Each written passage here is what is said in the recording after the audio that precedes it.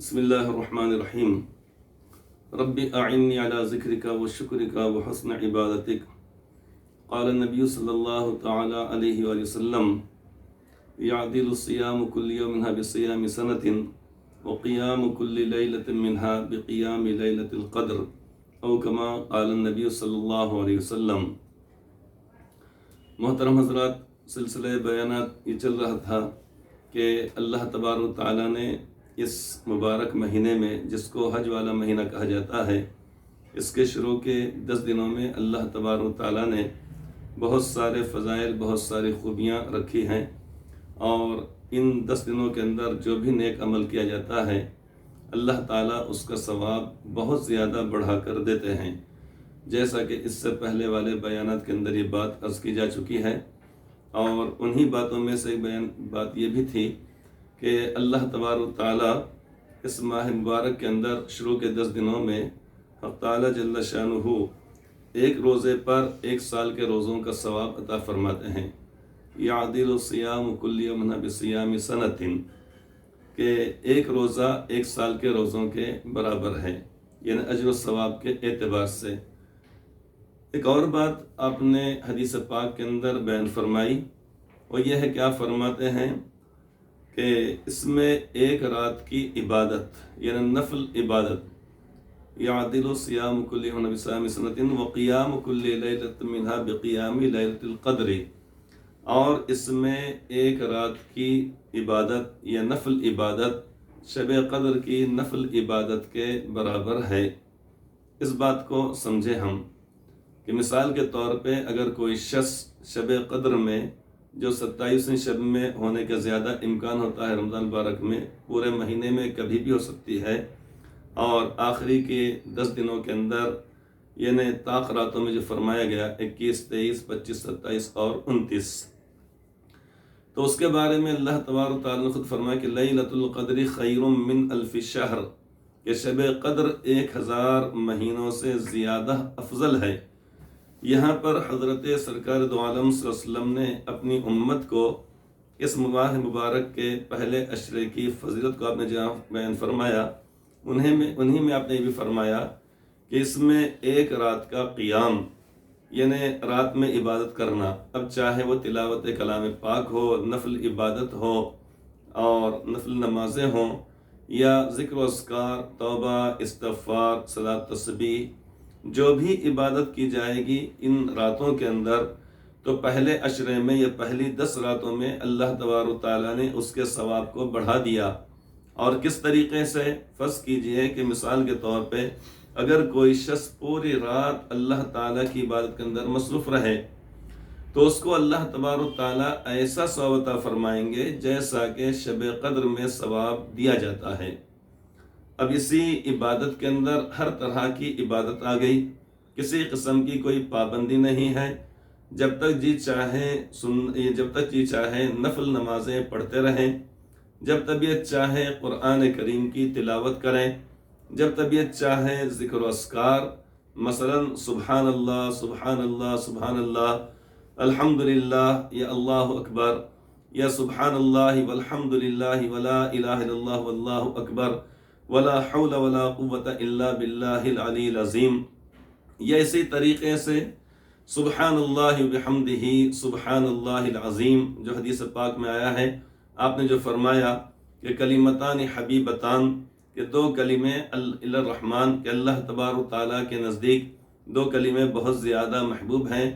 اور زبان پر پڑھنے میں ہلکے پھلکے ہیں، خفیفتان علی اللسان، آپ فرماتے ہیں ثقیلتان فی المیزان، اور میزان عدل میں، یعنی قیامت کے روز جب لوگوں کے اعمال کو جب تولا جائے گا، ایک جانب جب اچھائیوں اور نیکیوں کو رکھا جائے گا، دوسری طرف انسان کی جب برائیاں رہیں گی،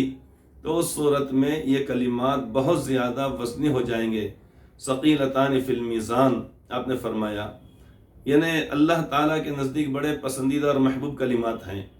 زبان پر پڑھنے یا یاد کرنے کے اعتبار سے بہت زیادہ آسان، اور قیامت کے روز جب اعمال جب تولے جائیں گے، اور جہاں پر ان کو نیکیوں کے پلڑے میں رکھا جائے گا، بہت زیادہ وزنی ہو جائیں گے۔ اس کو مثال سے آپ یوں سمجھ سکتے ہیں، جیسے مثال کے طور پہ ترازو کے ایک پلڑے کے اندر ایک کاغذ رکھا جائے، اسی طریقے سے پانی کی ایک بوتل جو خالی ہو، پلاسٹک کی ہو، اس کو رکھا جائے، اسی طریقے سے کوئی اور چیز رکھی جائے۔ اب یہ چند چیزیں کہ جو زیادہ وزنی نہیں ہوتی ہیں، کاغذ زیادہ وزنی نہیں ہوتا ہے، پانی کی جو بوتل ہے خالی اگر رکھ دی جائے وہ زیادہ وزنی نہیں ہوتا ہے، اسی طریقے سے اسی سے ملتی جلتی کچھ اور چیزیں رکھ دی جائیں، ان کا وزن اتنا زیادہ نہیں ہوتا ہے۔ لیکن اگر اسی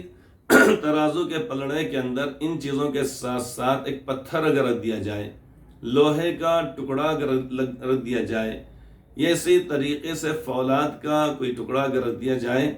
تو اس صورت میں ترازو کا وہ پلڑا بہت زیادہ وزنی اور بھاری بوجھل ہو جائے گا۔ تو ایسے ہی جتنے نیک اعمال ہیں ان تمام کا تو یقیناً اجر و ثواب بھی خوب ہے اور وہ وزنی ہوں گے،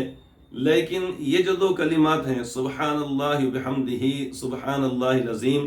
یہ کلمات اتنے زیادہ وزنی ہیں کہ آپ نے فرمایا کہ ثقیلتان فی المیزان، کہ میزان کے اندر، ترازو کے اندر یہ بہت زیادہ وزنی ہیں۔ تو اس تسبیح کو بھی یا ان کلمات کو بھی ان راتوں کے اندر ہم پڑھیں، یہ انشاءاللہ تعالی ہمارے لیے بڑا نفع بخش ہوگا۔ اسی کے ساتھ ساتھ درود پاک کے بھی پڑھنے کا ہم نے اہتمام کرنا چاہیے۔ تو غرض اس رات کے اندر یا ان 10 راتوں کے اندر کوئی عبادت لازم، مقرر، متعین اور ضروری یا واجب قرار نہیں دی گئی، بلکہ لوگوں کی بشاشت پر اس کو چھوڑ دیا گیا کہ جس کا جی جس عبادت کے اندر لگے اور جس کے اندر وہ خشوع و خضوع پایا جائے اور دل اور طبیعت لگے، اس عبادت کی ادائیگی میں مصروف رہے۔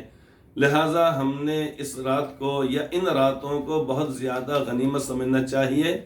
اس لیے کہ اللہ تبارک و تعالیٰ اپنے بندوں کو موقع عطا فرماتے ہیں معاف کرنے کا، ان کو دینے کا، ان کو نوازنے کا۔ انہی نوازشات میں سے اللہ تعالیٰ کے عطایا، اللہ تعالیٰ کے فضل و کرم میں سے ایک فضل و کرم یہ ہے کہ مبارک مہینے میں اللہ تبارک و تعالیٰ نے ہم کو یہ راتیں عطا فرمائی ہیں۔ تو یہ راتیں بڑی مقدس اور بڑی متبرک راتیں ہیں، ان راتوں کو ہاتھ سے ضائع کر دینا، چھوڑ دینا بڑی محرومی کی بات کہلائے گی۔ اگر پوری رات اگر نہ ہو سکے تو اس صورت میں رات کا کچھ حصہ تو ہمارا عبادت اور بندگی کے اندر گزرنا ہی چاہیے۔ جیسے مثال کے طور پہ عام طور پر ہم جب سوتے ہیں تو کسی کو سونے میں 10 بج جاتے ہیں، کسی کو 11، 11:30، 12۔ فرض کیجئے کہ اگر کوئی صاحب اگر 12 بجے تک اگر جاگے تو بہتر بات یہ ہے کہ وہ تہجد کے وقت تہجد پڑھیں، لیکن اگر نہیں پڑھ سکتے یا ان کو اس بات کا اندیشہ ہے کہ نہیں اٹھ پائیں گے، تو بہتر بات یہ ہے کہ 12 بجے کے بعد چونکہ آدھی رات کا وقت ہو جاتا ہے، چاہے موسم سرما کا ہو، گرما کا ہو یا بارش کا ہو، ہر موسم میں 12 بجے کے بعد یعنی آدھی رات کا وقت ہو جاتا ہے۔ اس لیے گرما میں تو راتیں بہت زیادہ چھوٹی ہو جاتی ہیں اور سرما میں راتیں بڑی ہوتی ہیں، لیکن پھر بھی اس کے باوجود یعنی 12 بجے کے بعد وقت شروع ہو جاتا ہے۔ اس لیے ہم اس بات کا اہتمام کریں کم از کم 4 رکعت تو ہم نے پڑھ لینا چاہیے، اور روزانہ کی بنسبت یعنی ہم نے زیادہ تسبیح و تلاوت کے اندر، مثال کے طور پہ مرد حضرات جب نماز کے لیے جب آئیں مسجد میں، مغرب میں، عشاء میں، تو بہتر بات یہ ہے کہ مغرب سے لے کر عشاء تک مسجد کے اندر ہی رہیں اور اسی دوران سورہ واقعہ ہم پڑھ لیں، سورہ ملک ہم پڑھ لیں، تسبیح و تلاوت، ذکر و اذکار، اور اسی طریقے سے صلاۃ و تسبیح کا اگر اہتمام کر لیتے ہیں تو مغرب سے لے کر عشاء تک کا وقت ہمارا کم از کم اللہ تعالیٰ کی عبادت میں گزر جائے گا۔ اور عشاء کی نماز کے بعد بھی ہم روز کی بنسبت 15-20 منٹ، آدھا گھنٹہ، 1 گھنٹہ اگر ہم عبادت کے اندر اگر گزار لیں تو ہمارے لیے اپنے لیے بڑا نفع ہو جائے گا۔ اس لیے اللہ تبارک تعالیٰ نے جو ہم کو موقع عطا فرمایا ہے ان 10 راتوں کے اندر یعنی فائدہ اٹھا لینے کا، جب یہ 10 راتیں جب گزر جائیں گی تو اس کے بعد 11ویں، 12ویں، 13ویں رات میں یا پورے مہینے کے اندر وہ فضیلت نہیں رکھی گئی، وہ اجر و ثواب نہیں رکھا گیا، معمول کے مطابق ثواب اتنا ہی ملے گا جو عام دنوں کے اندر ملتا ہے۔ تو جس طریقے سے ہم دنیا میں دیکھتے ہیں ہم کہ بہت ساری چیزوں کا یعنی بھاؤ جو ہوتا ہے کبھی بڑھ جاتا ہے کبھی گھٹ جاتا ہے، یہ لوگ اس کو خریدیں اس بنا پر ہوتا ہے یہ کمپنی اور فیکٹری والے لوگ اس چیز کو لوگوں کو رغبت دلانے کے لیے عام کر دیتے ہیں اور بتلاتے ہیں بھائی اگر آپ اتنا اس کو لے لیں گے تو اس صورت میں آپ کو اتنا نفع ہوگا، اتنا فائدہ ہوگا، اور اس کی جو قیمت عمومی جو قیمت ہے اس کو ہم اتنی کم کر دے رہے ہیں، لہٰذا یہ فائدے کی چیز ہے۔ اللہ تبارک و تعالیٰ نے موقع عطا فرمایا ہے، کوئی انسان نہیں جانتا ہے کہ آئندہ سال یہ موقع ملے نہ ملے۔ دعا تو یہی کرنا چاہیے، اللہ تعالیٰ کی ذات عالی سے امید بھی رکھنا چاہیے کہ اللہ تعالیٰ بار بار عطا فرمائیں گے، لیکن اندیشہ اور خوف تو انسان کو ہوتا کہ نہیں معلوم کہ ہمارا یہ جو مہینہ چل رہا ہے، سال چل رہا ہے، پتہ نہیں کہ کون سا سال ہو، خدا نخواہ زندگی کا اگر آخری سال، آخری مہینہ یا آخری ایام اگر چل رہے ہوں تو پھر ہم کو آخرت میں پچھتاوا ہوگا۔ لہٰذا ان راتوں میں جاگنے کا اہتمام انسان کے لیے خوش نصیبی کی بات ہے۔ جاگنا لازمی ضروری نہیں ہے، لیکن جاگنے میں بڑا فائدہ ہے۔ اللہ تبارک و تعالیٰ کے اس خصوصی فضل و کرم سے ہم فائدہ اٹھا لیں۔ اللہ تعالیٰ ہم سب کو اس کی توفیق عطا فرمائے، آمین ثم آمین۔